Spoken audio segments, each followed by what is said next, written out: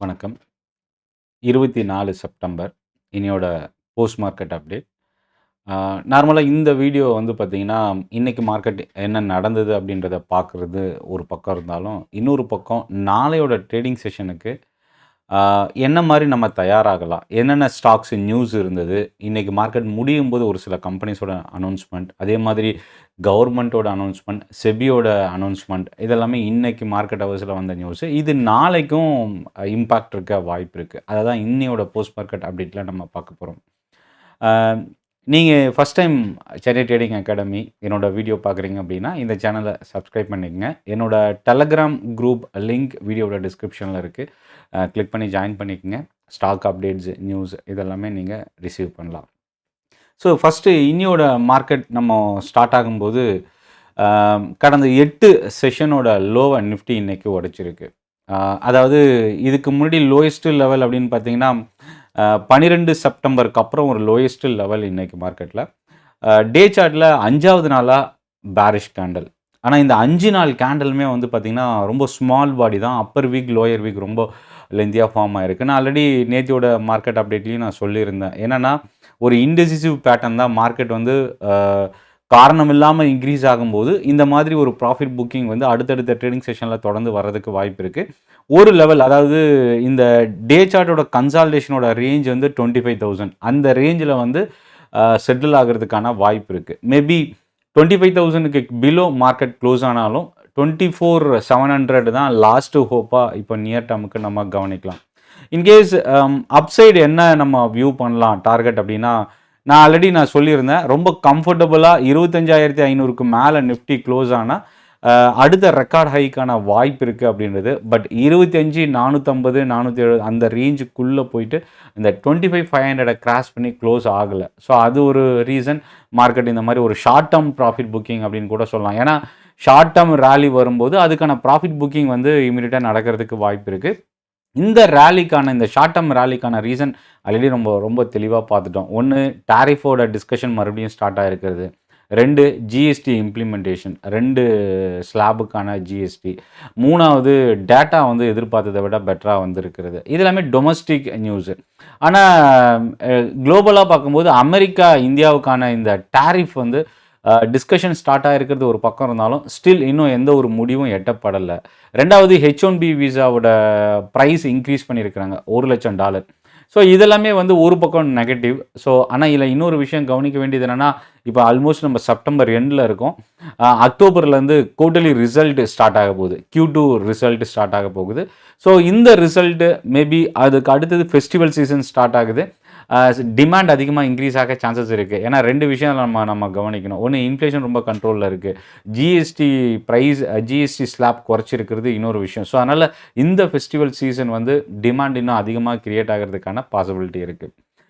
இன்னொரு பக்கம் இது ஒரு வின்டர் சீசன் அப்படின்றதுனால இந்த ஏர் கண்டிஷனர் ஸ்டாக்ஸ்லாம் வந்து பார்த்தீங்கன்னா, பெரிய அளவுக்கு இம்ப்ரூவ் ஆகுமான்றது ஒரு கொஸ்டின் மார்க் தான். இப்போ நியர் டேர்ம்ல. ஆனா ஜிஎஸ்டி ஸ்லாப் வந்து ஒரு பாசிட்டிவ் ரியாக்ஷன் குடுத்தாலும், இந்த அக்டோபர், நவம்பர், டிசம்பர்ல ஏர் கண்டிஷனர் ஸ்டாக் பெரிய அளவுக்கு சஸ்டெயின் ஆகுறதுக்கான வாய்ப்பு ரொம்ப குறைவாவே இருக்கு. அது ஒரு செக்டார் நம்ம கவனிக்கலாம். கன்சியூமர் இண்டஸ்ட்ரி ரொம்ப ஸ்ட்ரென்தன் ஆக வாய்ப்பு இருக்கு. எஃப்எம்சிஜி செக்டார் பவுன்ஸ் பேக் ஆக வாய்ப்பு இருக்கு. முக்கியமா ஆட்டோ செக்டார் பவுன்ஸ் பேக் ஆக சான்சஸ் இருக்கு. ஆல்ரெடி அட்வான்ஸ் ராலில ஆட்டோ செக்டார் மூவ் ஆயிட்டு இருந்தது. இப்போ இன்னியோட மார்க்கெட்ல நம்ம என்ன கவனிக்கணும் அப்படின்னா, மார்க்கெட் இன்னைக்கு எப்படி முடிஞ்சிருக்கு? என்னென்ன ஸ்டாக்ஸ் அதிகமான இம்பாக்ட் இருந்தது? இத பத்தி நம்ம பார்க்கலாம். நேத்தியோட போஸ்ட் மார்க்கெட்ல நான் சொல்லியிருந்தது என்னன்னா, மார்க்கெட் ஒரு பெரிய ஃபால் நேத்து நிஃப்டி வந்திருக்க வேண்டியது.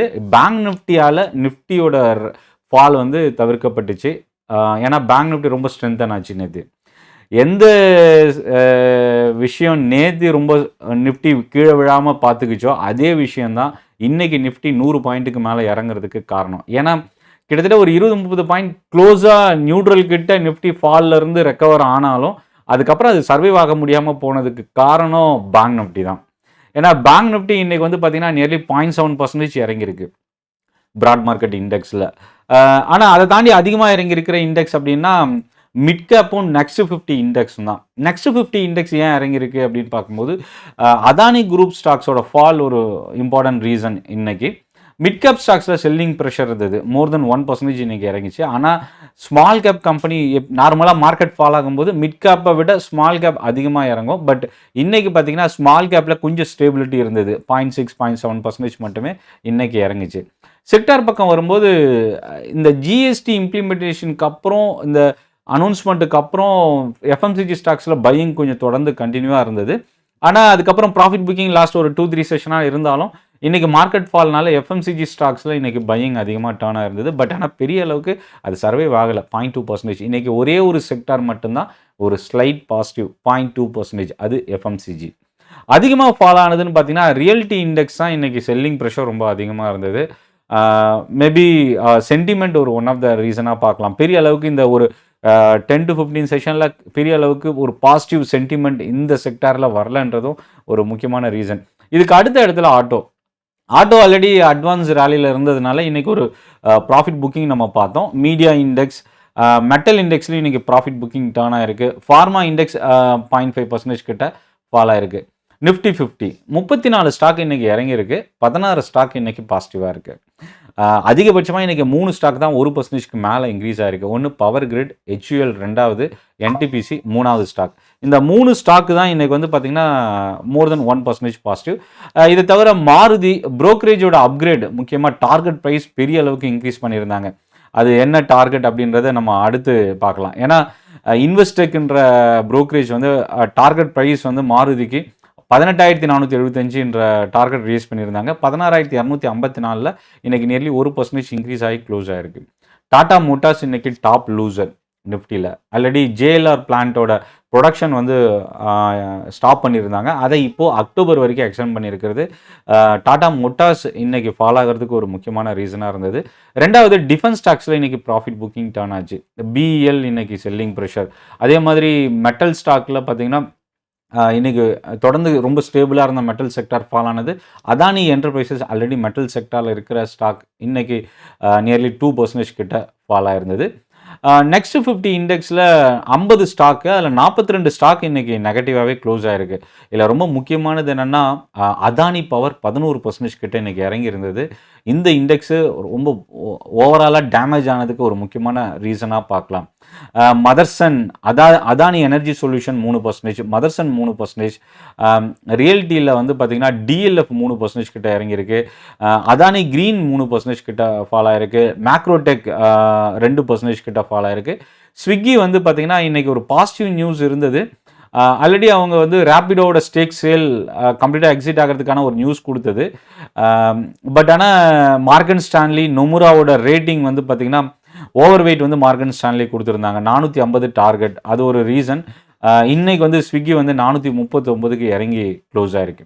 அடுத்த ஸ்டாக் மிண்டா கார்ப் இன்னைக்கு ஓப்பனிங்லேயே 7 to 8% பாசிட்டிவாக ஓப்பன் ஆச்சு. நூவாமாவோட டார்கெட் 620 அப்டேட் பண்ணியிருந்தது ஒரு ரீசனாக இருந்தது. ஸோ இன்னைக்கு பாசிட்டிவாக க்ளோஸ் ஆன stock Pidilite, Hyundai Motor, Canara bank, United Spirits. இந்த இண்டெக்ஸ்லாம் இன்னைக்கு வந்து பாசிட்டிவாக இருந்தது. இல்லை ரொம்ப கவனிக்கக்கூடிய ஒரு விஷயம் என்னென்னா PSU பேங்க் இன்னைக்கு ஃபர்ஸ்ட் ஹாஃபில் மோர் தென் 1% இன்க்ரீஸ் ஆச்சு. பட் செகண்ட் ஹாஃபில் அது சர்வைவ் ஆகலை, நியர்லி 0.2% இறங்கி முடிஞ்சிருக்கு. அதே மாதிரி ரியல்டிக்கு அடுத்தபடியாக ஆட்டோ செக்டாருக்கு அடுத்தபடியாக அதிகமாக இறங்கியிருக்கிற இண்டெக்ஸ் வந்து ப்ரைவேட் செக்டார் பேங்க் இன்னைக்கு அதிகமாக ஃபால் ஆயிருக்கு. பேங்க் நிஃப்டியில் எந்த ஒரு ஸ்டாக்குமே மோர் தென் 1% இன்க்ரீஸ் ஆகலை. பஞ்சாப் நேஷனல் பேங்க் இன்றைக்கி பேங்க் நிஃப்டியில் டாப் லூசராக முடிஞ்சிருக்கு. மிட்கப் 100 ஸ்டாக்கில் 77 ஸ்டாக் இன்றைக்கி இறங்கியிருக்கு. ப்ரீமியர் எனர்ஜி, ஜூபிலண்ட் ஃபுட், வாரி எனர்ஜி, இந்த ஸ்டாக்ஸ்லாம் நியர்லி 2%. அதே போல் பேங்கிங்கில் இந்தியன் பேங்க் இன்றைக்கி ஸ்ட்ரென்தன் ஆகிருக்கு. ஆல்ரெடி என்னோடய டெலகிராம் குரூப்லேயும் நான் இந்தியன் பேங்க்கை பற்றி நான் அப்டேட் பண்ணியிருக்கேன். மேபி நீங்கள் குரூப்பில் இல்லை அப்படின்னா லிங்கை கிளிக் பண்ணி ஜாயின் பண்ணிக்கலாம். அதானி டோட்டல் கேஸ் தான் இன்றைக்கி மிட் கேப்லேயும் டாப் லூசர். நெக்ஸ்ட் 50 இண்டெக்ஸ்லேயும் டாப் லூசர் அதானி பவர். இங்கேயும் அதானி ஸ்டாக் தான். இதை தாண்டி as usual Godrej properties, realty stock 4% கிட்ட ஃபால் ஆயிருக்கு. Kalyan jewellers, Bharat Forge, Coforge, இந்த ஸ்டாக்ஸ்லாம் இன்றைக்கி செல்லிங் ப்ரெஷர் டானாக இருந்தது. ஃபர்ஸ்ட் ஹாஃபில் SCL டெக்னாலஜி டே ஹையை பிரேக் பண்ணிச்சு. ஸோ நான் என்ன நினச்சேன்னா தொடர்ந்து கண்டினியூஸாக இறங்கிட்டு இருக்கிற ஐடி ஸ்டாக்ஸில் இன்றைக்கி ஒரு பாசிட்டிவ் பவுன்ஸ் பேக் இருக்கும் அப்படின்னு எதிர்பார்த்தா. பட் ஆனால் அது ஓவரால் மார்க்கெட் இறங்கினது ஐடி செக்டாருக்கு கை கொடுக்கல அப்படின்னு சொல்லலாம். ஸ்மால் கேப்பில் கெய்ன்ஸ் டெக்னாலஜி நியர்லி 3% கிட்ட இன்றைக்கி positive. Kajaria ceramics, HBL engine, கார்ஃபே பிலிப் இந்த ஸ்டாக்ஸ்லாம் மோர் தென் 2% கிட்ட இன்க்ரீஸ் ஆயிருந்தது. Zen technology, Redington, Inox wind, R power, Sonata software இந்த ஸ்டாக்ஸ்லாம் மோர் தென் 2% கிட்ட இன்னைக்கு ஃபால் ஆயிருந்தது. இந்துஸ்தான் யூனிலிவர் தான் இன்றைக்கி எஃப்எம்சிஜி இண்டெக்ஸ் கொஞ்சம் பாசிட்டிவாக டர்ன் ஆகிறதுக்கு காரணமாக இருந்தது. ரியல்டியில் வந்து பார்த்திங்கன்னா காட்ரேஜ் ப்ராப்பர்ட்டிஸ், டிஎல்எஃப் இன்றைக்கி டாப் லூசராக முடிஞ்சிருக்கு. ஆட்டோ செக்டாரில் எல்லா ஸ்டாக்குமே இன்றைக்கி நெகட்டிவ். மாருதி, ஏஷியன் மோட்டாரை தவிர்த்து மற்ற எல்லா ஸ்டாக்குமே இன்றைக்கி நெகட்டிவாக முடிஞ்சிருக்கு. Motherson, Bharat forge, Balakrishna industries, Tata motor, TVS motor இந்த ஸ்டாக்ஸ்லாம் இன்றைக்கி கொஞ்சம் அதிகமாக இறங்கியிருக்கு. ஸோ இதில் நம்ம கவனிக்கக்கூடிய ஸ்டாக் என்னென்னா அசோக் லேலண்ட், கோல்ட்மன் சாக்ஸ் வந்து டவுன்கிரேட் பண்ணியிருக்கிறாங்க. அடுத்தது இண்டஸ்இண்ட் பேங்க் வந்து செல் டார்கெட் சிட்டி 765 கொடுத்துருந்தது. இதெல்லாம் ப்ரைவேட் செக்டார் பேங்க் இறங்குறதுக்கு காரணமாக இருந்தது. அதே போல் ஆட்டோ செக்டாருக்கும் அசோக் லேலனோட டவுன்கிரேட் ஒரு one of the reason. Kotak institutional equity வந்து அதானி போர்ட்ஸுக்கு டார்கெட் ப்ரைஸ் 1900 இன்க்ரீஸ் பண்ணியிருந்தாங்க. பட் ஆனால் இன்றைக்கி அதானி குரூப் ஸ்டாக்ஸில் ப்ராஃபிட் புக்கிங்கும் செல்லிங் ப்ரெஷரும் இன்றைக்கி கொஞ்சம் அதிகமாச்சு அப்படின்னு சொல்லலாம். ரொம்ப முக்கியமான ஒரு விஷயம் என்ன அப்படின்னா வீக்லி ஆப்ஷன் ஸ்டாப் ஆகுமா? செபி கன்சல்டேஷன் ப்ராசஸ் வந்து ஸ்டார்ட் பண்ணியிருக்கிறாங்க. வீக்லி ஆப்ஷனை ரிமூவ் பண்ணுறதுக்கு, லாங் டேர்ம் கான்ட்ராக்டை வந்து லான்ச் பண்ணுறதுக்கு. ஸோ இதில் வந்து பார்த்திங்கன்னா ப்ரோக்கரேஜ் கம்பெனிஸோட கன்சல்டேஷன் வந்து இந்த டெரிவேட்டிவ் கான்ட்ராக்ட்ஸ்க்கான டிஸ்கஷன் வந்து ஸ்டார்ட் பண்ணியிருக்கிறாங்க. சஜஷன்ஸ் வந்து ரைட்டிங்கில் வேணும் அப்படின்னு கேட்டிருக்கிறாங்க ஸ்டேக் ஹோல்டர்ஸோட சஜஷன்ஸு. ஸோ இது வந்து பார்த்திங்கன்னா அகெயின் வீக்லி ஆப்ஷன் ஸ்டாப் பண்ணுறதுக்கான ஒரு முதல் கட்ட ப்ராசஸாக பார்க்கலாம். பட் ஆனால் கன்சல்டேஷன் ப்ராசஸ் அப்படின்றது எல்லா ஸ்டேக் ஹோல்டர்ஸோட ஒப்பீனியன் வாங்கி அதிலிருந்து முடிவெடுக்கிறது தான் இந்த ப்ராசஸ். ஸோ இதில் செபி என்ன பண்ண போகிறாங்க அப்படின்றத நம்ம வெயிட் பண்ணி பார்க்கலாம். அடுத்த ரொம்ப முக்கியமான ஒரு விஷயம், யூனியன் கேபினட் வந்து அப்ரூவ் பண்ணியிருக்கிறாங்க ஒரு சில திட்டத்துக்கு. ஷிப் பில்டிங், மேரிடைம் டெவலப்மெண்ட்க்கு நியர்லி 69,000 கோடி ரூபா அளவுக்கு அப்ரூவ் பண்ணியிருக்கிறாங்க. மெடிக்கல் எஜுகேஷன் எக்ஸ்பேண்ட் பண்ணுறதுக்கான அப்ரூவல் 15,000 கோடி ரூபா. ரயில்வே ப்ராஜெக்ட் நியர்லி 2,000 கோடி ரூபா அளவுக்கு லான்ச் பண்ணியிருக்கிறாங்க. இதெல்லாமே இன்னைக்கு கேபினட்டோட அப்ரூவல். ஸோ நாளைக்கு டிஃபென்ஸ் ஷிப்பிங் கம்பெனிஸ் நாளைக்கு வாட்ச் பண்ணலாம். முத்தூட் ஃபினான்ஸ் ரெக்கார்ட் ஹையை இன்றைக்கி பிரேக் பண்ணியிருந்தது. முக்கியமாக கோல்டு ரெக்கார்ட் ஹையை ரீச் பண்ணியிருந்தது ஒரு ஒன் ஆஃப் த ரீசனாக பார்க்கலாம். பாலிசி பஜார் ஐஆர்டிஏவோட கமிஷன் ரெடியூஸ் பண்ணுறதுக்கான நியூஸு. பாலிசி பஜார் நியர்லி 4% இன்றைக்கி ஃபால் ஆயிருக்கு. அது அகெயின் இன்சூரன்ஸ் கம்பெனிஸை நாளைக்கு நம்ம வாட்ச் பண்ணலாம். கம்பெனியோட ஃபோர்காஸ்டிங் டேட்டா ப்ரொஜெக்ஷன் கொடுத்துருந்தது மிண்டா கார்ப் இன்க்ரீஸ் ஆகிறதுக்கு ஒரு ரீசனாக இருந்தது. இதெல்லாமே இன்றைக்கி லைவ் மார்க்கெட்டில் நடந்த நியூஸாக பார்க்கலாம். மேபி டெலகிராம் குரூப்பில் நீங்கள் ஜாயின் பண்ணிக்கங்க. நான் ஸ்டாக் அப்டேட்ஸ், நியூஸ் இதெல்லாமே ஷேர் பண்ணிகிட்ருக்கேன். சென்னை ட்ரேடிங் அகாடமி இது வரைக்கும் யூடியூப் சேனல் நீங்கள் சப்ஸ்கிரைப் பண்ணலன்னா சப்ஸ்கிரைப் பண்ண மறந்துடாதீங்க. நன்றி, வணக்கம்.